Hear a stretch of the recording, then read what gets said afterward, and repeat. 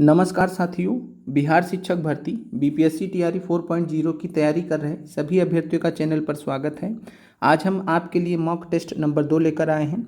कल हमने modern history से संबंधित मॉक टेस्ट नंबर 1 कराया था, जिसमें आप लोगों का रिस्पांस बहुत ही अच्छा था और जिसे देखकर हमें भी बहुत अच्छा लगा था। कल 200 से अधिक अभ्यर्थियों ने लाइव सेशन देखा था। लाइव सेशन में आकर टेस्ट को अटेम्प्ट किया था और लाइव प्रीमियर में आपको चैट करने का भी मौका मिलता है। आप चैट के माध्यम से सभी प्रश्नों के उत्तर भी बता सकते हैं। उम्मीद करते हैं कि आज आप लोगों की जो संख्या है कल से अधिक ही रहेगी और आज हम पॉलिटी राज व्यवस्था के महत्वपूर्ण प्रश्नों को लेकर आज आपके लिए आए हैं। और पॉलिटी से अगर हम बात करें तो संवैधानिक पृष्ठभूमि से संबंधित हम यहाँ पर प्रश्न लेंगे। और संवैधानिक पृष्ठभूमि की अगर हम बात करें तो रेगुलेटिंग एक्ट से लेकर भारतीय स्वतंत्रता अधिनियम तक आज हम कवर करने वाले हैं महत्वपूर्ण प्रश्नों के साथ में। और सेशन को स्टार्ट करने से पहले आप सभी को बता दें कि मॉक टेस्ट नंबर 3 आपका कल संडे को आएगा और मॉक टेस्ट नंबर 3 में आपका करंट अफेयर्स इंक्लूडेड रहेगा। तो करंट अफेयर्स पे पूरी तरीके से आधारित रहेगा मॉक टेस्ट नंबर 3। और जितने भी अभ्यर्थियों को करंट अफेयर्स को लेकर फोबिया है, डर है, भ्रम है, बहुत सारी भ्रांतियाँ हैं, तो आपको यह एपिसोड देखने के बाद उन सभी डाउट्स का समाधान हो जाएगा और आप अच्छे से अपनी तैयारी कर पाएंगे। साथ में करंट अफेयर्स के लिए आपकी बेस्ट स्ट्रेटजी भी क्या होनी चाहिए वो भी कल हम जो है छोटे से वीडियो के माध्यम से उसी वीडियो में उसी मॉक टेस्ट में हम आपको समझा देंगे, जिससे आप अपनी तैयारी को बेहतर कर पाएँ और अपना जो रिजल्ट है वो बेस्ट तरीके से दे पाएँ। चलिए स्टार्ट करते हैं सेशन को और आप सभी लोग लाइक कर दीजिएगा सेशन को। पहला सवाल आप सभी के सामने है और पहला सवाल है 1773 के रेगुलेटिंग एक्ट के प्रावधानों के अनुसार निम्नलिखित में से किसको फोर्ट विलियम, ध्यान दीजिएगा प्रश्न को, निम्नलिखित में से किसको फोर्ट विलियम के प्रेसिडेंसी के गवर्नर जनरल के रूप में नियुक्त किया गया था। ऑप्शंस आप सभी के सामने हैं, कमेंट कीजिए पहले प्रश्न का क्या उत्तर होगा। तो यहाँ पर अगर हम बात करें तो इस प्रश्न को आपने ऑलरेडी पढ़ रखा है, सभी ने पढ़ रखा है, लेकिन फिर भी कुछ अभ्यर्थी हो सकता है इस प्रश्न को गलत कर दें। तो पहला चीज़ तो ये है कि आपने इस प्रश्न को इस तरीके से पढ़ रखा है कि बंगाल के प्रथम गवर्नर जनरल कौन हुए थे। 1773 रेगुलेटिंग एक्ट के प्रावधान के अनुसार बंगाल के प्रथम गवर्नर जनरल कौन हुए थे। तो बंगाल के प्रथम गवर्नर जनरल आपको मालूम है वारेन हेस्टिंग्स हुए थे। दूसरे शब्दों में इस प्रश्न को पूछा जाता है फोर्ट विलियम के प्रेसिडेंसी के गवर्नर जनरल के रूप में पहली बार किसे नियुक्त किया गया था। तो फोर्ट विलियम के गवर्नर जनरल के रूप में जब भी आपसे पूछा जाएगा तो भी आंसर आपका सेम ही रहेगा, यानी कि ये दोनों प्रश्न आपको एक ही उत्तर की तरफ ले जा रहे हैं और वो है वारेन हेस्टिंग्स। तो यहाँ पर आपको इस चीज़ का ध्यान रखना है। बहुत सारे अभ्यर्थियों को हो सकता है कि ये प्रश्न जो है फोर्ट विलियम के प्रेसिडेंसी के गवर्नर जनरल के संदर्भ में ना पता रहा हो, और हर बार एग्जामिनर आपको के साथ में यही खेल करता है, जो चीज़ आपको नहीं पता होती है वो उस चीज़ को रख देता है प्रश्न बनाने के लिए। क्लियर है? तो पहले नंबर प्रश्न का राइट आंसर हो जाएगा वारेन हेस्टिंग्स। Warren Hastings. और फोर्ट विलियम की अगर हम बात करें तो फोर्ट विलियम जो है ब्रिटिश ईस्ट इंडिया कंपनी का जो बंगाल प्रेसिडेंसी वाला क्षेत्र था, बंगाल प्रेसिडेंसी का ये हेडक्वार्टर या मुख्यालय हुआ करता था। तो मुख्यालय या हेडक्वार्टर था फोर्ट विलियम, ये आपको ध्यान रखना है। क्लियर है? आगे बढ़ते हैं। अगला प्रश्न आपके सामने है 1773 का रेगुलेटिंग अधिनियमन भारत में किस संगठन की गतिविधियों को नियमित करने के लिए बनाया गया था। ऑप्शंस हैं आपके सामने, ईस्ट इंडिया कंपनी है, ब्रिटिश संसद है, मुगल साम्राज्य है, और आप लोग कमेंट कीजिए दूसरे नंबर प्रश्न का क्या उत्तर होगा। तो 1773 का जो रेगुलेटिंग एक्ट था ये बनाया किसने था, ये आपको ध्यान रखना है। तो इसको बनाया था ब्रिटिश संसद ने, यानी ब्रिटेन की संसद ने यह कानून बनाया था। अब ब्रिटेन की संसद ने ब्रिटेन में यह कानून पारित किया था, और पारित किया किसके लिए था। तो आप 1773 का रेगुलेटिंग एक्ट भारत के इतिहास के संदर्भ में पढ़ते हैं, जब ईस्ट इंडिया कंपनी भारत में अपना साम्राज्य विस्तार कर रही है या साम्राज्य अपना स्थापित कर रही है। तो यहाँ पर राइट आंसर आपका है ईस्ट इंडिया कंपनी। तो ईस्ट इंडिया कंपनी के माध्यम से आपने पढ़ा भी होगा मॉडर्न हिस्ट्री में कि कंपनी शासन के नाम से इसको जाना जाता है। 1773 से लेकर 1858 का जो कालक्रम है इसको हम कंपनी शासन के रूप से जानते हैं। फिर 1858 से लेकर 1947 का जो कालक्रम है इसको हम क्राउन शासन के रूप में जानते हैं। ये फ़र्क है, ये आप भी जानते ही हैं। तो क्राउन शासन हम बोलते हैं 1858 से 1947 को, कंपनी शासन हम बोलते हैं 1773 से 1858 को। तो ईस्ट इंडिया कंपनी का जो शासन होना था उसको कैसे रेगुलेट किया जाएगा, उसको कैसे संचालित किया जाएगा, उसी के संदर्भ में 1773 का रेगुलेटिंग एक्ट आया था। किस वर्ष आया था? तो 1773 में। East India company right answer हो जाएगा, या अंग्रेजी ईस्ट इंडिया कंपनी यहाँ पर आप समझ सकते हैं, अंग्रेजी east India company right answer है। अगले प्रश्न पर चलते हैं। 1773 के रेगुलेटिंग एक्ट के संबंध में निम्नलिखित सही कथनों पर विचार कीजिए और सही उत्तर आप लोग कमेंट कीजिए। तीसरे नंबर प्रश्न का ऑप्शन है, इसने कलकत्ता में सर्वोच्च न्यायालय की स्थापना की है। ऑप्शन बी है, लॉर्ड क्लाइव ने 1773 के रेगुलेटिंग एक्ट के कार्यान्वयन का निरीक्षण किया है। इसने बंगाल के गवर्नर जनरल का पद बनाया है। क्या राइट आंसर होगा तीसरे नंबर प्रश्न का? तो तीसरे नंबर प्रश्न की अगर हम बात करें तो 1773 का जो रेगुलेटिंग अधिनियम है, इसने कलकत्ता में सर्वोच्च न्यायालय की स्थापना की थी। ये बात बिल्कुल सही है। सर्वोच्च न्यायालय की स्थापना कलकत्ता में कब हुआ था? 1774 में। वर्ष आपको याद रखना चाहिए, अक्टूबर 22 अक्टूबर 1774 है। आपसे डेट नहीं पूछा जाएगा लेकिन वर्ष आपको याद रहना चाहिए। रेगुलेटिंग अधिनियम 1773 का है और उसके एक साल बाद सर्वोच्च न्यायालय की कलकत्ता में स्थापना हुई थी। क्लियर है? फिर है, और ये ध्यान रखिएगा, ये जो सर्वोच्च न्यायालय की स्थापना हुई है ये भारत शासन अधिनियम 1935 के नाम से जो फेडरल कोड बना था उससे अलग है। ये उससे दोनों में मिला मत दीजिएगा कि सर्वोच्च न्यायालय की स्थापना 1774 में ही हो गई थी। ये पूरे भारत के लिए नहीं था। ये कुल मिलाकर जो ईस्ट इंडिया कंपनी का जो भी क्षेत्र था, जैसे कि बंगाल प्रेसिडेंसी, मद्रास प्रेसिडेंसी और साथ में बॉम्बे प्रेसिडेंसी, तो 3 प्रेसिडेंसियाँ थीं अंग्रेजी ईस्ट इंडिया कंपनी की। उसके लिए जो है यहाँ पर एक मुख्य न्यायालय बनाया गया था जिसको सर्वोच्च न्यायालय, सुप्रीम कोर्ट का संज्ञा दिया गया था। तो कलकत्ता में सर्वोच्च न्यायालय की स्थापना की, बिल्कुल सही है। लॉर्ड क्लाइव ने 1773 के रेगुलेटिंग अधिनियमन के कार्यान्वयन का निरीक्षण किया, ये गलत हो जाएगा क्योंकि 1773 के रेगुलेटिंग एक्ट जब आया है तो उस समय बंगाल के गवर्नर कौन थे? तो उस समय बंगाल के गवर्नर, इसके आने से पहले बंगाल के गवर्नर थे वारेन हेस्टिंग्स, लेकिन 1773 के रेगुलेटिंग अधिनियमन ने बंगाल के जो गवर्नर थे उनको क्या बना दिया था? बंगाल का गवर्नर जनरल। और इस प्रकार पहले गवर्नर जनरल कौन बने थे? Warren Hastings. तो यहाँ पर वारेन हेस्टिंग्स ने इस एक्ट का जो कार्यान्वयन है उसका निरीक्षण किया था। बंगाल के गवर्नर जनरल का पद बना, तो बिल्कुल सही है, यानी गवर्नर से हटाकर गवर्नर जनरल का पद बना दिया गया था। ए और सी यहाँ पर बिल्कुल सही हैं। राइट आंसर आपका तीसरे नंबर प्रश्न का हो जाएगा डी, 1 से अधिक। बी यहाँ पर आपका गलत हो जाएगा। अब आगे बढ़ने से पहले यहाँ पर हम आपको थोड़ा सा जानकारी दे देते हैं। जानकारी ये दे देते हैं कि जब आपसे सवाल पूछेगा बंगाल के प्रथम अंग्रेजी गवर्नर की बात हम यहाँ पर कर रहे हैं, तो बंगाल के प्रथम गवर्नर जब आपसे पूछेगा तो बंगाल के प्रथम गवर्नर कौन थे? तो लॉर्ड क्लाइव थे। ये आपको क्लियर होना चाहिए। बंगाल के प्रथम गवर्नर कौन थे? लॉर्ड क्लाइव थे। 1758 से लेकर 1759 तक ये थे। फिर ये चले जाते हैं और इनके जाने के बाद जो है बंगाल के जो दूसरे गवर्नर हुए थे वो हुए थे हेनरी बेंसीटाट।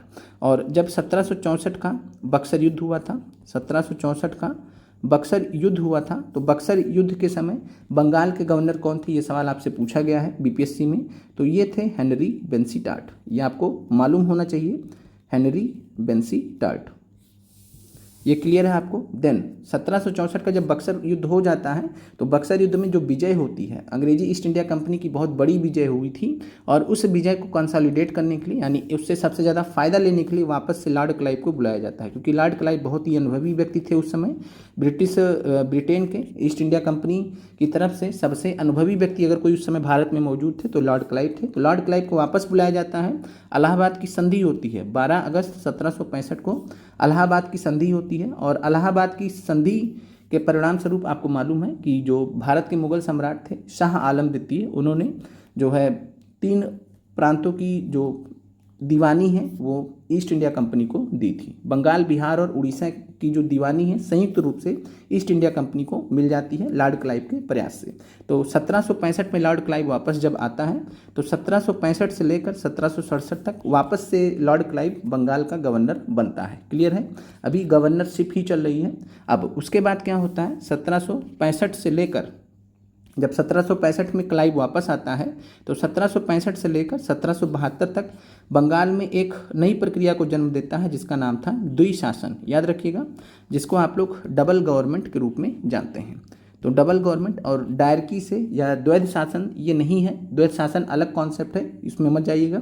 इसको हम द्विशासन या डबल गवर्नमेंट बोलते हैं, जिसके तहत दीवानी और निजामत को अलग कर दिया जाता है। दीवानी यानी राजस्व वसूलने का, निजामत यानी कि प्रशासन को देखने का। तो दीवानी और निजामत को अलग कर दिया जाता है और इस प्रक्रिया को द्विशासन बोला गया था। 1765 से लेकर 72 तक ये चला था।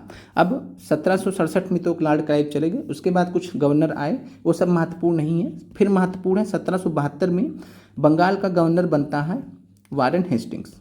और जब वारेन हेस्टिंग्स बनता है तो वारेन हेस्टिंग्स सबसे पहला काम क्या करता है, तो वारेन हेस्टिंग्स सबसे पहले जो द्विशासन का कॉन्सेप्ट था लॉर्ड क्लाइव का, जो लॉर्ड क्लाइव ने लागू किया था बंगाल प्रांत में, द्विशासन को ख़त्म कर देता है। द्विशासन को ख़त्म करने के पश्चात 1773 का रेगुलेटिंग एक्ट आता है। 1773 का रेगुलेटिंग एक्ट जो है उसके माध्यम से बंगाल के गवर्नर का पद हटा दिया जाता है, कैंसिल कर दिया जाता है और उसकी जगह पे बंगाल का गवर्नर जनरल पद सृजित किया जाता है। तो बंगाल का गवर्नर जनरल का पद सृजित किया जाता है। उस सेंस में पहले गवर्नर जनरल कौन बनते हैं, तो वो बनते हैं वारेन हेस्टिंग्स। ये अब आपको क्लियर हो गया होगा।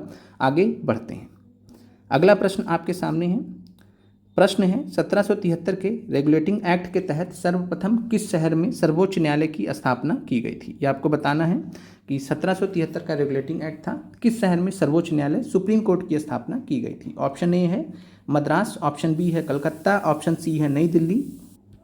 तो चौथे नंबर प्रश्न की अगर हम बात करें, राइट आंसर हो जाएगा कलकत्ता। इसमें आपको डाउट नहीं है। आगे बढ़ते हैं और स्थापना देख लीजिए। 22 अक्टूबर 1774 की स्थापना हुई थी और डेट आपसे उतना ज़्यादा नहीं पूछा जाएगा, वर्ष आपसे पूछा जा सकता है, तो वर्ष आपको याद होना चाहिए। चलिए अगला प्रश्न आपके सामने है। प्रश्न है 1774 ईस्वी में कलकत्ता में एक सर्वोच्च न्यायालय की स्थापना की गई थी, इसके प्रथम मुख्य न्यायाधीश कौन थे। तो आपको बताना है कि 1774 में कलकत्ता में जो सर्वोच्च न्यायालय की स्थापना की गई थी, प्रथम मुख्य न्यायाधीश आपसे पूछा जा रहा है, प्रथम चीफ जस्टिस आपसे पूछा जा रहा है। ऑप्शन ए है, ऑप्शन बी है, ऑप्शन सी है। कमेंट कीजिए 5वें नंबर प्रश्न का क्या राइट आंसर होगा।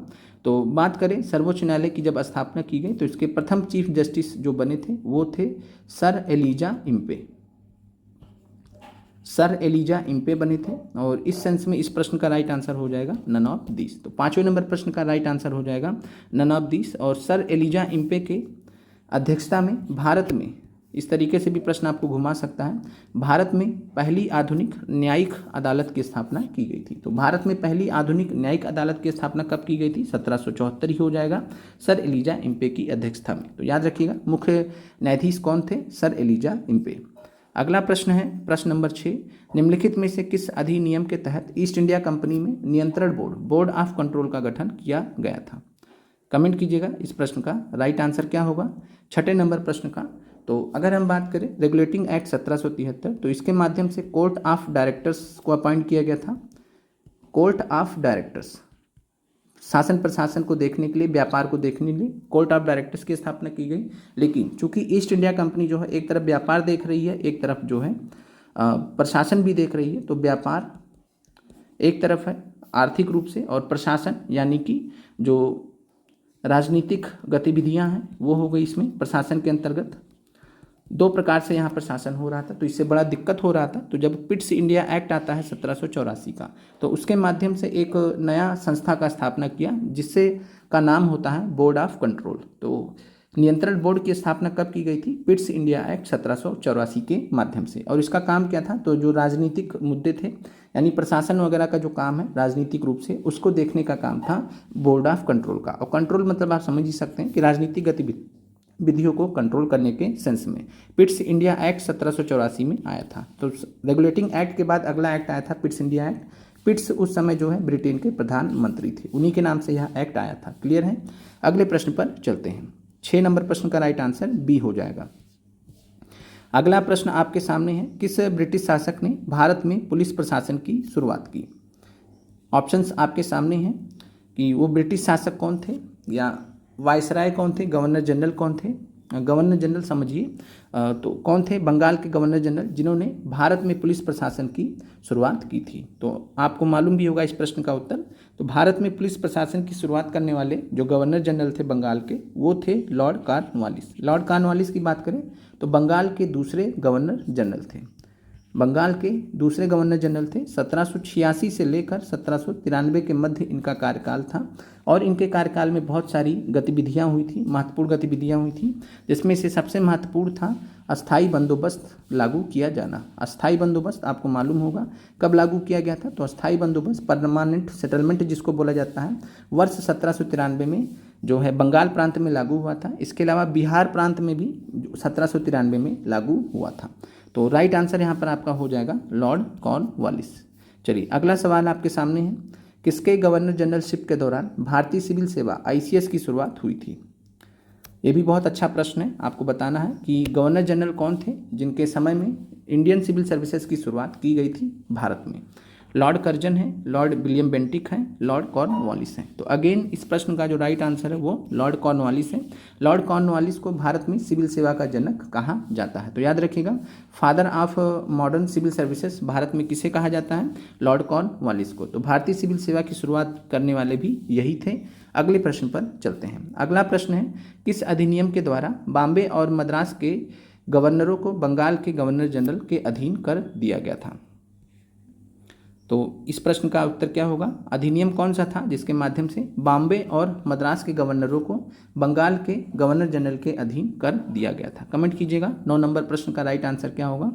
तो आप सभी को मालूम है कि भारत में जब ईस्ट इंडिया कंपनी का शासन स्थापित होता है तो बात करें तो यहाँ पर पश्चिमी तट पे बॉम्बे प्रेसिडेंसी बनाई गई थी और बॉम्बे प्रेसिडेंसी को हासिल करने की कहानी आप सभी को मालूम भी होगी कि 1662 में पुर्तगाल की राजकुमारी का विवाह होता है जो है इंग्लैंड के राजा के साथ में।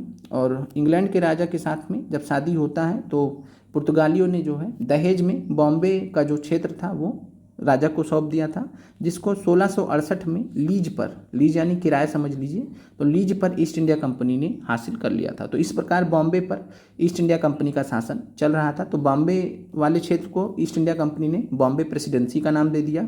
इसके बाद जो है बात करें तो मद्रास में, यानी जो चेन्नई वाला क्षेत्र है, तो मद्रास में बनाया था जिसको मद्रास प्रेसिडेंसी कहा गया।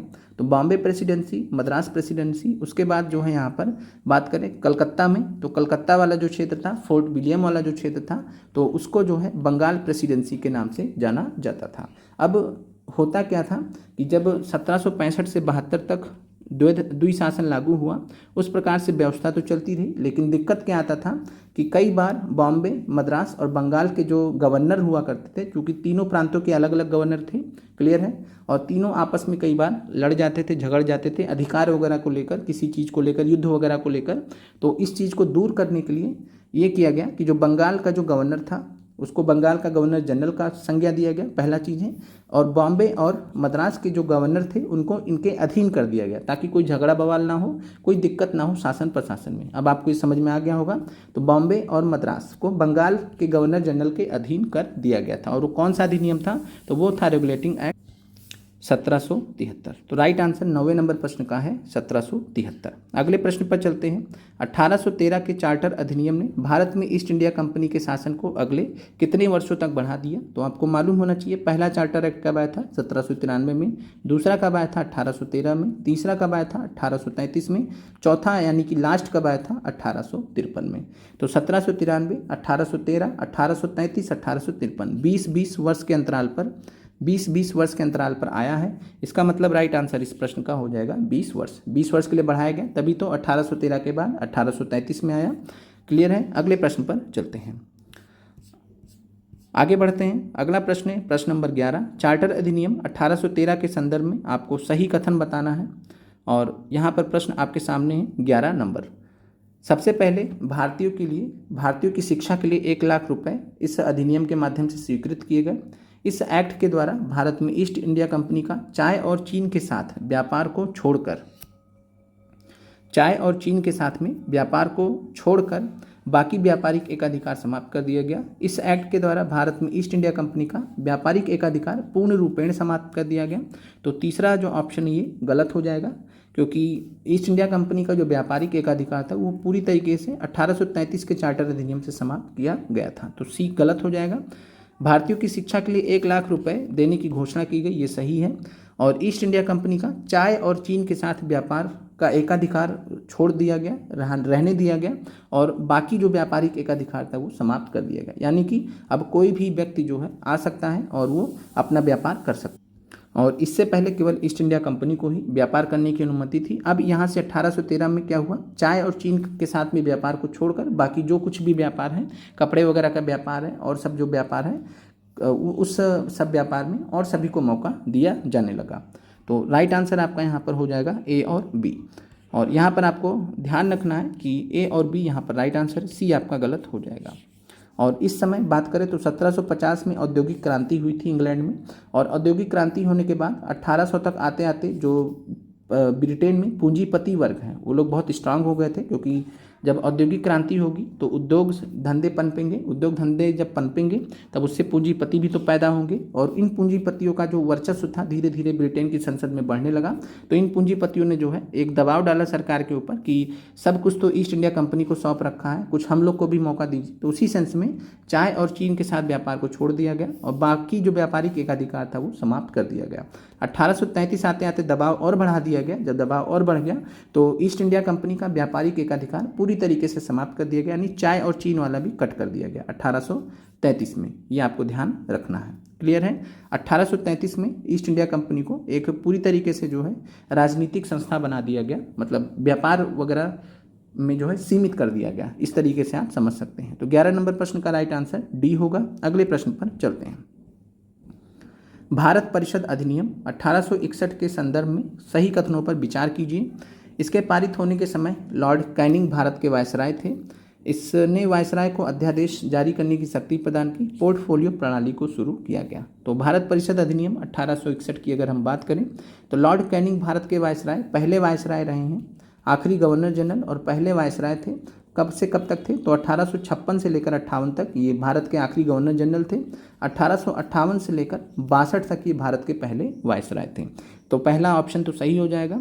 और वायसराय को अध्यादेश जारी करने की शक्ति भी इस अधिनियम ने प्रदान की थी। आज जो आप अध्यादेश पढ़ते हैं, ऑर्डिनेंस बनाने का जो प्रक्रिया आप अनुच्छेद 123 में देखते हैं, उसको यहीं से लिया गया है। तो अनुच्छेद 123 में भारत के संविधान में अध्यादेश जारी करने की शक्ति है राष्ट्रपति के पास में, लेकिन अध्यादेश जारी करने की शक्ति चूंकि उस समय राष्ट्रपति का पद तो था नहीं, सबसे बड़ा पद किसका था, वायसराय का था। तो इसलिए वायसराय को अध्यादेश जारी करने की शक्ति प्रदान की थी इस अधिनियम ने। फिर है पोर्टफोलियो प्रणाली को शुरू किया गया।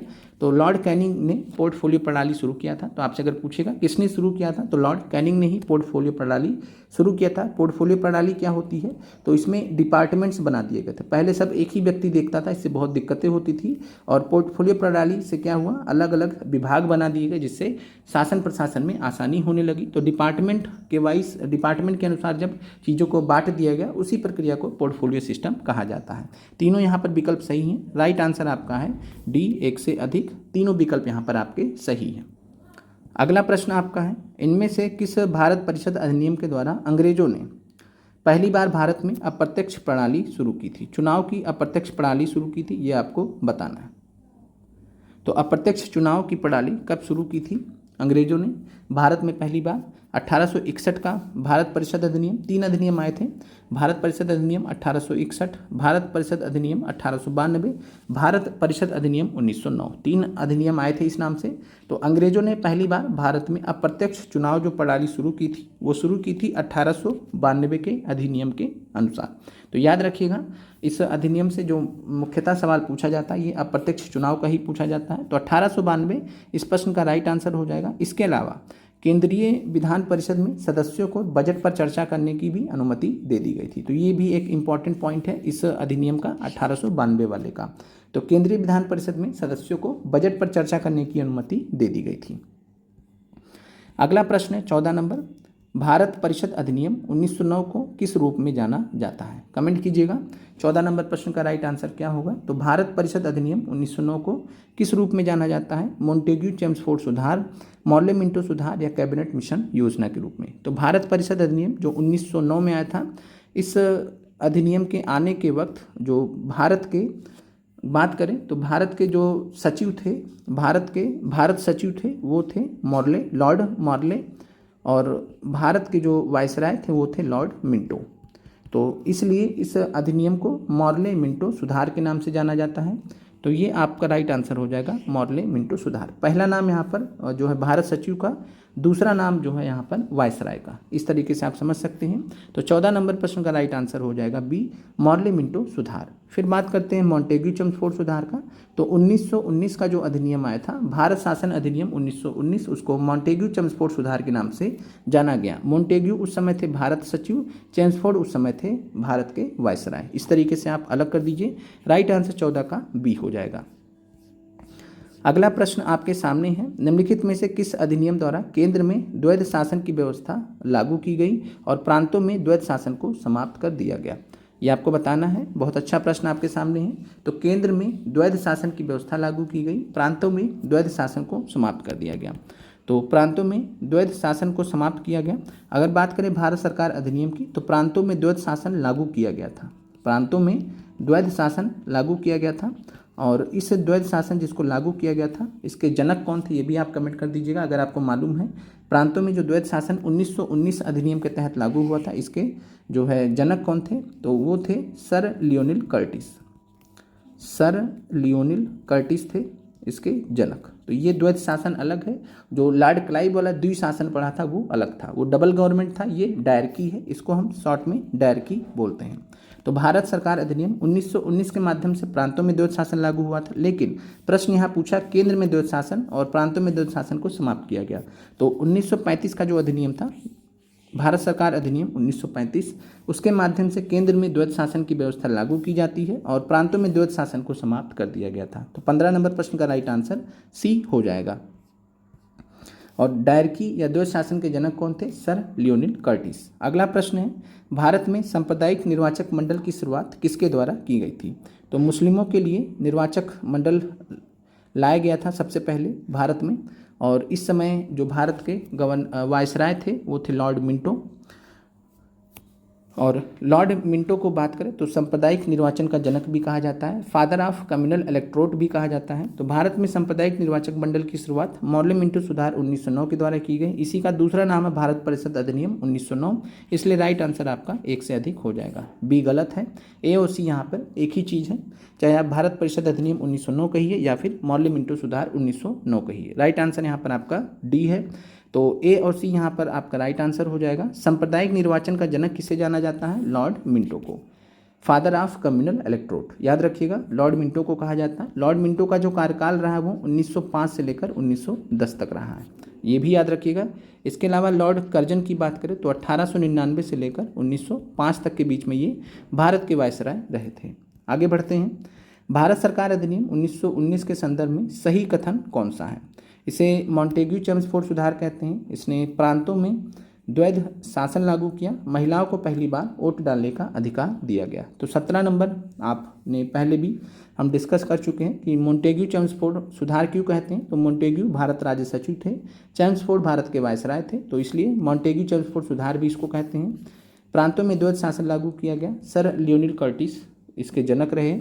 महिलाओं को पहली बार वोट डालने का अधिकार दिया गया था, ये भी यहाँ पर बात सही है। कुछ हद तक दिया गया था, सारी महिलाओं को नहीं दिया गया था, कुछ महिलाओं को कुछ कंडीशंस पर दिया गया था। पहली बार महिलाओं को वोट डालने का मौका इसी जो है अधिनियम के माध्यम से दिया गया। ए बी सी यहाँ पर तीनों सही हैं। राइट आंसर आपका इस प्रश्न का डी हो जाएगा। अगला प्रश्न है, भारत शासन अधिनियम 1935 के द्वारा स्थापित संघ में अवशिष्ट शक्तियाँ किसके पास थीं? तो आपको बताना है कि भारत शासन अधिनियम 1935 में जो है सूचियां बनाई गई थी, जैसे कि केंद्र सूची थी जिसमें केंद्र बनाएगी, इसके अलावा जो है राज्य सूची बनाई गई थी। इसके अलावा अवशिष्ट शक्तियों को अलग रखा गया था, यानी कि जो केंद्र और राज्य में नहीं आएंगी उनको अवशिष्ट कर दिया गया था, अलग कर दिया गया था। तो अवशिष्ट शक्तियों को जो है किसके अंतर्गत रखा गया था, ये आपसे पूछा जा रहा है। तो बात करें अवशिष्ट शक्तियाँ, तो अवशिष्ट शक्तियाँ आज के डेट में तो जो है बात करें तो भारत की संसद के पास में आज के डेट में जो भारत का संविधान है उसके अंतर्गत भारत की पार्लियामेंट को है, संसद को है, अवशिष्ट शक्तियाँ दी गई हैं। लेकिन उस समय की बात करें तो 1935 का जो अधिनियम था इसने गवर्नर जनरल को दिया था, इसलिए प्रश्न अलग है। तो याद रखिएगा, ये 2 बार रिपीट हो गया ऑप्शन, कोई बात नहीं, आंसर ही आपको जानना है। तो गवर्नर जनरल यहाँ पर आपका राइट आंसर है। तो भारत शासन अधिनियम 1935 के द्वारा स्थापित संघ में अवशिष्ट शक्तियाँ किसे दी गई थी? गवर्नर जनरल को दी गई थी। आज के डेट में बात करें तो भारतीय संविधान में यूनियन यानी कि केंद्र सूची पढ़ते हैं, यूनियन लिस्ट पढ़ते हैं, इसके अलावा स्टेट लिस्ट पढ़ते हैं, राज्य सूची पढ़ते हैं, इसके अलावा कंकरेंट लिस्ट जिसको समवर्ती सूची कहते हैं, 3 प्रकार की सूचियों को पढ़ते हैं। इसके अलावा अवशिष्ट शक्तियों को अलग, अवशिष्ट जो शक्तियां हैं वो अलग से भारत की संसद को दी गई हैं। यूनियन लिस्ट में केवल केंद्र सरकार कानून बनाती, स्टेट लिस्ट में केवल राज्य सरकार बनाती, कंकरेंट लिस्ट में समवर्ती सूची में दोनों बना सकती हैं, लेकिन केंद्र का ज़्यादा मजबूत माना जाता है। अगर कुछ विवाद होगा तो केंद्र वाला आगे जाएगा। आगे बढ़ते हैं, अगला प्रश्न है भारत सरकार अधिनियम 1935 के संदर्भ में निम्नलिखित में से सही कथनों पर विचार कीजिए। इसने ब्रिटिश भारतीय प्रांतों और देसी रियासतों को मिलाकर एक अखिल भारतीय फेडरेशन की स्थापना का प्रावधान किया। मुस्लिमों को सांप्रदायिक निर्वाचन का अधिकार मिला। प्रांतों में द्वैध शासन लागू हुआ। तो ये हुआ था 1909 में, ये हुआ था 1919 में। प्रांतों में द्वैध शासन 1919 के अधिनियम से, मुस्लिमों को सांप्रदायिक निर्वाचन 1909 के मॉर्ले मिंटो सुधार से। तो राइट आंसर आपका 19 नंबर का ए हो जाएगा। भारतीय ब्रिटिश प्रांतों में और देसी रियासतों को मिलाकर एक अखिल भारतीय फेडरेशन की स्थापना का प्रावधान किया गया था, लेकिन ये फेडरेशन कभी बना नहीं वास्तव में, क्योंकि जो रियासत थी ये साथ नहीं आए थे। तो 19 नंबर प्रश्न का राइट आंसर ए हो जाएगा। अगले प्रश्न पर चलते हैं। निम्नलिखित में से किसने अगस्त प्रस्ताव 1940 की घोषणा की थी? अब इस प्रश्न को जानने के लिए आपको मालूम होना चाहिए कि 1940 के समय में भारत के वायसराय कौन? तो भारत के जो वायसराय थे अगस्त प्रस्ताव 1940 जिन्होंने लागू किया था या घोषणा की थी वो थे लॉर्ड लिनलिथगो। लॉर्ड लिनलिथगो की बात करें तो 1936 से लेकर 1943 तक भारत के ये वायसराय थे। 1940 में लॉर्ड लिनलिथगो ने अगस्त प्रस्ताव 1940 की घोषणा की थी। ब्रिटिश जो है इंगेज थे वर्ल्ड वार सेकंड में, और द्वितीय विश्व युद्ध में भारतीयों का सहयोग पाने के लिए अगस्त प्रस्ताव 1940 लाया गया था। राइट आंसर बी हो जाएगा। और यहाँ पर आप लोग सीक्वेंस देख लीजिए। लॉर्ड हार्डिंग की बात करें तो 1911 से 16 के बीच में, लॉर्ड मिंटो और कर्जन हमने ऊपर देख लिया है। तो 1911 से 16 के बीच में लॉर्ड हार्डिंग रहे हैं। लॉर्ड चेम्सफोर्ड 1916 से 21 के बीच में भारत के वायसराय रहे हैं। लॉर्ड रीडिंग जो कि पहले यहूदी वायसराय हैं भारत के, 1921 से 26 के बीच में ये वायसराय रहे हैं। 1926 से 31 के बीच में लॉर्ड इरविन रहे हैं। लॉर्ड विलिंगडन 1931 से 36 के बीच में रहे हैं। लॉर्ड लिनलिथगो 1936 से 43 के बीच में। तो ये क्रम भी आपको याद रहना चाहिए। हमने गवर्नर जनरल का एक अलग से मॉडर्न हिस्ट्री में चैप्टर भी करा रखा, आप उसको देख लीजिएगा। चलिए अगला प्रश्न है, और इसमें बहुत सारे प्रश्न आपको मॉडर्न हिस्ट्री से भी संबंधित मिलेंगे, क्योंकि जब हम संवैधानिक इतिहास खगालते हैं तो वहाँ पर हमें मॉडर्न हिस्ट्री से भी बहुत सारी चीज़ें ओवरलैप होती हैं। तो अब बहुत सारे प्रश्न आपको मॉडर्न हिस्ट्री में भी मिलेंगे, पॉलिटी में भी मिलेंगे, जो आज की क्लास है। तो नेहरू रिपोर्ट 1928 की अनुशंसा नहीं थी, ये आपको बताना है। तो नेहरू रिपोर्ट की बात करें तो एक कमेटी बनाई गई थी मोतीलाल नेहरू की अध्यक्षता में 1928 में, जिसको नेहरू रिपोर्ट, जिसने एक रिपोर्ट प्रस्तुत की थी जिसे नेहरू रिपोर्ट कहा गया। तो मोतीलाल नेहरू की अध्यक्षता में 1928 में जो है एक आयोग बना था, उसे ने एक रिपोर्ट प्रस्तुत की जिसे नेहरू रिपोर्ट कहा गया। मोतीलाल नेहरू इसके अध्यक्ष थे, याद रखिएगा। और इनके जो पुत्र थे जवाहरलाल नेहरू को इनका सचिव बनाया गया था। असिस्ट करने के लिए जवाहरलाल नेहरू को जो है इस कमेटी का सचिव बनाया गया था। ऑल इंडिया कमेटी थी, यानी सभी जो भारत की जो उस समय मुख्य पार्टियां थी, कांग्रेस, मुस्लिम लीग वगैरह वगैरह, तो इन सब को मिलाकर जो है सदस्य इसमें शामिल थे।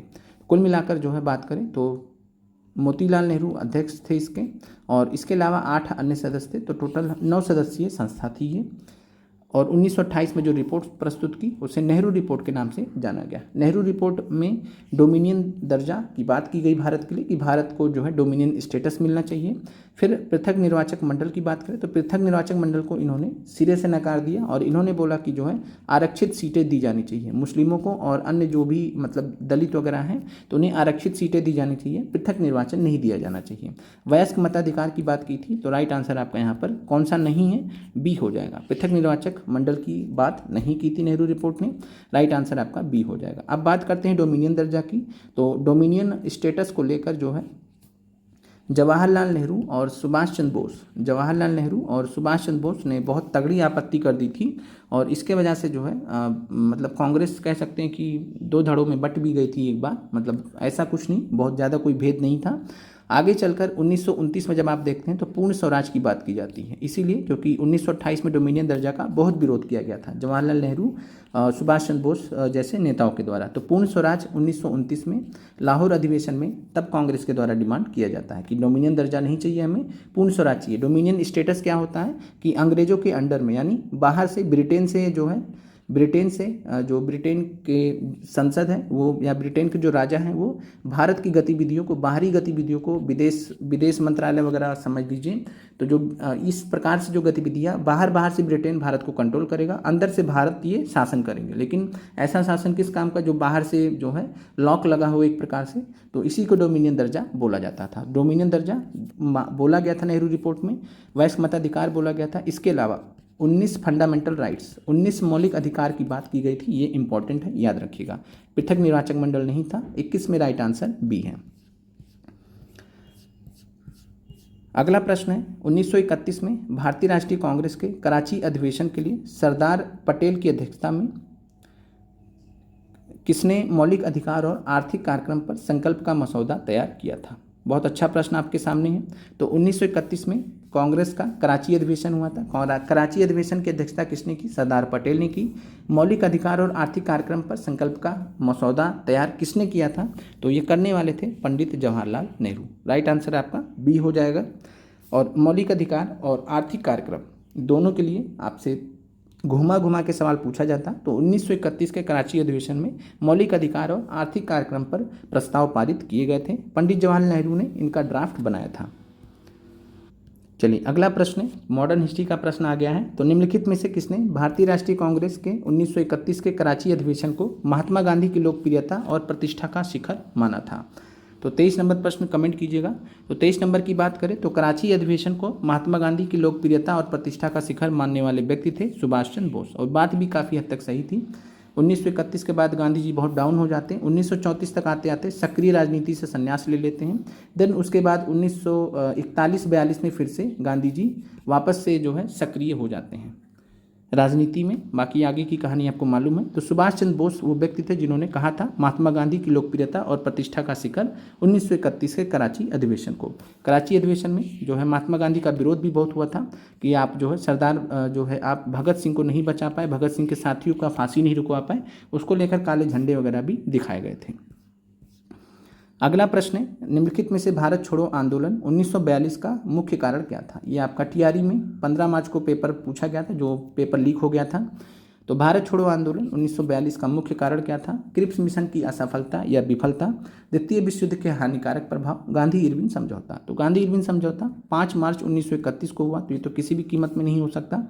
अब हम बात करते हैं एओबी में आप फंस सकते हैं। तो मुख्य कारण यहाँ पे पूछा जा रहा है कि भारत छोड़ो आंदोलन हुआ क्यों था? तो देखिए भारत छोड़ो आंदोलन से पहले क्रिप्स मिशन आया था मार्च 1942 में, और मार्च 1942 में जब क्रिप्स मिशन आया तो ये जो है असफल रहा। इसको कांग्रेस ने, मुस्लिम लीग ने स्वीकार नहीं किया। क्यों नहीं स्वीकार किया? क्योंकि ये जो भी चीज़ दे रहे थे वो कह रहे थे युद्ध के बाद मिलेगा, युद्ध से पहले नहीं मिलेगा। कांग्रेस कह रही थी नहीं अभी दीजिए, युद्ध के बाद हमें नहीं चाहिए। तो इसको लेकर जो है दिक्कत थी यहाँ पर। तो क्रिप्स मिशन की सफलता मुख्य कारण थी भारत छोड़ो आंदोलन शुरू करने का। और द्वितीय विश्व युद्ध के हानिकारक प्रभाव ये कोई मुख्य कारण नहीं था भारत छोड़ो आंदोलन को शुरू करने का। भारत छोड़ो आंदोलन जो है ये मतलब भारतीयों का, कांग्रेस के नेतृत्व में भारतीयों का आंदोलन था ब्रिटिश सरकार की जो भारत में नीतियाँ थी उसके विरुद्ध में, ना कि द्वितीय विश्व युद्ध के उस पर। ठीक है, तो ये आंसर यहाँ पर नहीं होगा। राइट आंसर आपका हर हिसाब से क्रिप्स मिशन की असफलता या विफलता राइट आंसर होगा। बाकी एक अलग आयोग में भी ये प्रश्न पूछा गया है, तो वहाँ से भी हमने इस प्रश्न का उत्तर चेक किया। राइट आंसर क्रिप्स मिशन की असफलता ही है। चलिए अगला प्रश्न आपके सामने है। क्रिप्स मिशन के प्रस्ताव के संदर्भ में सत्य कथनों पर विचार कीजिए। संविधान सभा में प्रांतीय विधानसभाओं और साथ ही भारतीय रियासतों द्वारा नामित सदस्य होंगे। फिर है नया संविधान स्वीकार करने के लिए जो भी प्रांत तैयार नहीं होगा उसे यह अधिकार होगा कि वह अपनी भावी स्थिति के बारे में ब्रिटेन के साथ में अलग संधि पर हस्ताक्षर करे। क्रिप्स मिशन ने युद्ध के बाद डोमिनियन दर्जा के साथ एक नया भारतीय संघ बनाने का प्रस्ताव रखा। 25 नंबर प्रश्न देखिए, थोड़ा टफ हो सकता है। तो बात करें जो है संविधान सभा में प्रांतीय विधानसभाओं के सदस्यों द्वारा निर्वाचित सदस्यों की बात की गई थी। कि जो प्रांतीय विधानसभा के जो सदस्य होंगे वो निर्वाचित करके सदस्यों को भेजेंगे संविधान सभा के लिए, और भारतीय रियासतों द्वारा नामित होगा। लेकिन यहाँ दोनों के लिए नामित शब्द का प्रयोग किया गया, जो कि गलत है। तो इसलिए ये ऑप्शन गलत है। क्यों गलत है? प्रांतीय विधानसभाओं के केस में निर्वाचित शब्द का प्रयोग किया जाना चाहिए, यानी चुनकर भेजा जाएगा, और भारतीय रियासत क्या करेंगे? नामित करेंगे। तो पहला गलत है। नया संविधान स्वीकार करने के लिए जो भी प्रांत तैयार नहीं होगा उसे अधिकार होगा कि वह ब्रिटेन के साथ अलग संधि पर हस्ताक्षर करें। ये पॉइंट था क्रिप्स मिशन में। क्रिप्स मिशन ने युद्ध के बाद डोमिनियन दर्जा के साथ नया भारतीय संघ बनाने का प्रस्ताव रखा था। ये भी बात सही है, सब कुछ युद्ध के बाद ही बोला गया था। डोमिनियन दर्जा की बात की गई थी। संविधान बनाने का सबसे पहले, याद रखिएगा, संविधान सभा बनाने का पहली बार अगर किसी ने बात की थी तो क्रिप्स मिशन ने बात की थी, ये भी आप ध्यान रखिएगा। तो संविधान सभा बनाने का जो अधिकार है वो कब एक्सेप्ट किया गया था? क्रिप्स मिशन में। तो राइट आंसर आपका 25 का ए गलत हो जाएगा, बी सी सही है, डी यहाँ पर राइट आंसर है। अब यहाँ पर थोड़ा सा आप लोग समझ लीजिए कि द्वितीय विश्व युद्ध में भारत का समर्थन प्राप्त करने के लिए मार्च 1942 में क्रिप्स मिशन को भेजा गया था। 22 मार्च 1942 को क्रिप्स मिशन नई दिल्ली पहुंचा था। Stafford Cripps, Sir Stafford Cripps Britain में विंस्टन चर्चिल की गठबंधन सरकार में श्रम मंत्री थे और इन्हीं को भेजा गया था स्टेफर्ड क्रिप्स की अध्यक्षता में। इसीलिए इस जो कमीशन है इसका नाम ही था क्रिप्स मिशन। अगले प्रश्न पर चलते हैं। कैबिनेट मिशन योजना 1946 के अध्यक्ष कौन थे? और कैबिनेट मिशन का नेतृत्व 1946 का किसके द्वारा किया गया था? दो प्रकार से प्रश्न आपसे पूछा जा सकता है। तो कैबिनेट मिशन योजना CMP के अध्यक्ष कौन थे या नेतृत्व किसने किया था? तो बात करें, 3 सदस्य इसमें थे, Sir Pethick Lawrence, Sir Stafford Cripps, AB Alexander. और यहाँ पर बात करें अध्यक्ष कौन थे, तो सर पैथिक लॉरेंस। पूछा गया सवाल है BPSC में, तो सर पैथिक लॉरेंस याद रखिएगा, कोई भी कंफ्यूजन नहीं होना चाहिए। स्टेफर्ड क्रिप्स क्रिप्स मिशन के अध्यक्ष थे, स्टेफर्ड क्रिप्स क्रिप्स मिशन के अध्यक्ष थे, और sir Pethick Lawrence cabinet mission योजना के अध्यक्ष थे, या कैबिनेट मिशन के जो है अध्यक्ष थे या नेतृत्व किया था। तो सर पैथिक लॉरेंस यहाँ पर राइट आंसर हो जाएगा, कोई भी डाउट आपको नहीं होना चाहिए। अगला प्रश्न है, और 24 मार्च 1946 को जो है कैबिनेट मिशन आया था भारत। तो ये भी आपको ध्यान रखना है कि कैबिनेट मिशन कब भारत आया था? 24 मार्च 1946 को नई दिल्ली में। भारत के लिए सबसे पहले संविधान सभा का विचार किसने दिया था? ऑप्शंस आपके सामने हैं, CG राय, MN रॉय, जवाहरलाल नेहरू। तो भारत के लिए सबसे पहले संविधान सभा का विचार जो देने वाले थे साम्यवादी व्यक्ति थे जिनका नाम था MN रॉय। तो याद रखिएगा, MN रॉय ने सबसे पहले भारत के लिए संविधान सभा का विचार दिया था। 1934 में इन्होंने दिया था। फिर कांग्रेस ने जो है 1935 में इसको स्वीकार किया था। पहली बार संविधान सभा का गठन किसकी सिफारिश पर किया गया था? बहुत अच्छा प्रश्न है, पूछा गया सवाल है। तो संविधान सभा का जो गठन है, यानी कि संविधान सभा जो गठित की गई भारत का संविधान बनाने के लिए, उसका गठन जो है किसकी सिफारिश पर किया गया था? Cripps mission, cabinet mission, Mountbatten योजना। तो माउंटबेटन योजना 3 जून 1947 को आई थी, और संविधान सभा का जो गठन था वो कैबिनेट मिशन की योजना जो है सिफारिश पर किया गया था। तो राइट आंसर आपका बी हो जाएगा, कैबिनेट मिशन। क्रिप्स मिशन 1942 में आया, दूर दूर तक इसका कोई संबंध नहीं है। बात की गई थी संविधान सभा का, लेकिन अंततः जो है कैबिनेट मिशन भेजा गया, और कैबिनेट मिशन के जो है संस्तुति पर, सिफारिशों पर संविधान सभा का गठन किया गया था। राइट आंसर 28 में बी है। और माउंटबेटन योजना कब आई है? 3 जून 1948। इसको विभाजन योजना भी कहते हैं, पार्टीशन प्लान भी कहते हैं, और इसी योजना के तहत भारत और जो है पाकिस्तान को 2 राष्ट्रों में बांट दिया गया था। भारत को 2 राष्ट्रों में बांट दिया गया था। फिर है भारतीय स्वतंत्रता अधिनियम को ब्रिटिश शाही स्वीकृति कब मिली थी? ऑप्शंस आपके सामने हैं। ये भी सवाल आपका पूछा गया है, तैयारी 3-15 मार्च को ये पेपर में पूछा गया था। तो भारतीय स्वतंत्रता अधिनियम को ब्रिटिश शाही स्वीकृति कब मिली थी? तो ये मिला था जुलाई 1947 में। बहुत अच्छा प्रश्न है, और इससे मिलते जुलते प्रश्न भी पूछे गए हैं, वो भी देख लेते हैं, और एक साथ में तीनों को क्लियर कर लेते हैं। तो ये याद रखना है, 18 जुलाई 1947 को भारतीय स्वतंत्रता अधिनियम 1947 को जो है शाही स्वीकृति मिली थी। कब मिली थी? 18 जुलाई 1947 को। शाही स्वीकृति का मतलब है जो ब्रिटेन के सम्राट थे उन्होंने इसको, या साम्राज्ञी थी, उन्होंने इसको स्वीकार कर लिया था, उसको साइन कर दिया था। जैसे भारत के राष्ट्रपति साइन करते हैं, तो वैसे ब्रिटेन के जो मतलब क्वीन थी उन्होंने इस पर साइन कर दिया था। तो इसको शाही स्वीकृति मिली 18 जुलाई को, और स्वीकृति मिलते ही यह लागू भी हो जाता है। तो 18 जुलाई 1947 को लागू हुआ था। फिर बात करते हैं, इंग्लैंड में हाउस ऑफ लॉर्ड्स द्वारा भारतीय स्वतंत्रता विधेयक कब पारित किया गया था? अब यहाँ पर आप लोग ध्यान रखिएगा, जैसे भारत में लोकसभा है, और भारत में जो संसद है 2 पार्ट में विभाजित है, लोकसभा राज्यसभा। बाकी राष्ट्रपति भी संसद का अंग माने जाते हैं। तो लोकसभा की बात करें तो लोकसभा जो है ब्रिटेन में लोकसभा को क्या कहा जाता है, तो ब्रिटेन में लोकसभा को हाउस ऑफ कॉमन कहा जाता है। हाउस ऑफ कॉमन्स साधारण लोगों का सभा कह लीजिए। राज्यसभा को जो है हाउस ऑफ लॉर्ड कहा जाता है। तो याद रखिएगा, लोकसभा को ब्रिटेन में क्या कहा जाता है, हाउस ऑफ कॉमन्स। राज्यसभा को क्या कहा जाता है, हाउस ऑफ लॉर्ड्स। अब हाउस ऑफ लॉर्ड्स में जो है कब पारित किया गया था विधेयक को, भारतीय स्वतंत्रता विधेयक को, जो आगे चलकर भारतीय स्वतंत्रता अधिनियम 1947 बना था। तो ये कब पारित किया गया था, 16 जुलाई 1947 को। इसके अलावा हाउस ऑफ कॉमन्स में सबसे पहले लोकसभा में लाया जाता है सामान्यतः, तो हाउस ऑफ कॉमन्स में कब प्रस्तुत किया गया था, 4 जुलाई 1947 को। तो ये भी आपको ध्यान रखना है। फिर से समझ लीजिए, 4 जुलाई 1947 को भारतीय स्वतंत्रता विधेयक को हाउस ऑफ कॉमन्स में, ब्रिटेन के संसद में हाउस ऑफ कॉमन्स में लाया गया, जिसको लोकसभा आज के डेट में हम कहते हैं भारत में। फिर जो है 4 जुलाई को लाया गया। फिर 16 जुलाई 1947 को अंततः ये जो है हाउस ऑफ लॉर्ड्स में पारित हुआ था। कब पारित हुआ था, 16 जुलाई 1947। अंततः 18 जुलाई 1947 को 18 जुलाई 1947 को इस पर जो है शाही स्वीकृति मिल जाती है और यह लागू हो जाता है। क्लियर है। तो 4 जुलाई, 16 जुलाई और 18 जुलाई 3 डेट आपको याद रखने हैं। और ब्रिटिश प्रधानमंत्री एटली साहब ने 4 जुलाई 1947 को हाउस ऑफ कॉमन्स में स्वतंत्रता विधेयक पेश किया था। आप लोग कमेंट करिएगा कि जो हाउस ऑफ कॉमन्स है उसमें कब पारित किया था, किस डेट में पारित किया था। ये भी हमने आपको पढ़ा रखा है, तो एक अलग ये आपके लिए सवाल हो जाएगा आज का। चलिए आखिरी प्रश्न है, किस तिथि को क्लेमेंट एटली ने घोषणा की कि 30 जून 1948 तक ब्रिटिश भारत छोड़ देंगे। तो ब्रिटिश भारत को छोड़ने की बात कब की गई थी, वो जो है ब्रिटेन की पार्लियामेंट में बयान दिया गया था क्लीमेंट एटली के द्वारा कि 30 जून 1948 तक ब्रिटिश भारत छोड़ देंगे। और ये किस तिथि को इन्होंने घोषणा किया था, किस तिथि को ब्रिटेन की संसद में बोला था, तो ये बोला था 20 फरवरी 1947। 31 में बी आंसर है। ये भी आपका पूछा गया सवाल है जो है बीपीएससी द्वारा। तो 20 फरवरी 1947 वह तिथि है जब क्लेमेंट एटली ने ब्रिटेन की संसद में घोषणा की कि 30 जून 1948 तक ब्रिटिश जो है भारत छोड़ देंगे।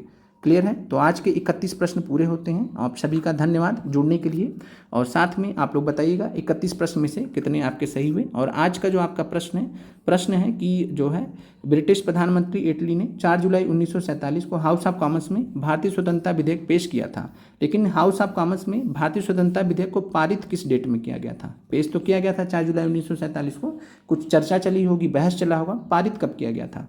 जैसे कि 16 जुलाई 1947 को हाउस ऑफ लॉर्ड्स ने पारित किया था, 18 जुलाई को फाइनल स्वीकृति मिल जाती है। तो वो डेट आपको बताना है। मिलते हैं आपसे अगले वीडियो में। आप लोगों का देखने के लिए धन्यवाद। मॉक टेस्ट नंबर 3 आपका करंट अफेयर्स पर आएगा रात्रि 9:30 बजे। आप लोगों का जुड़ने के लिए धन्यवाद।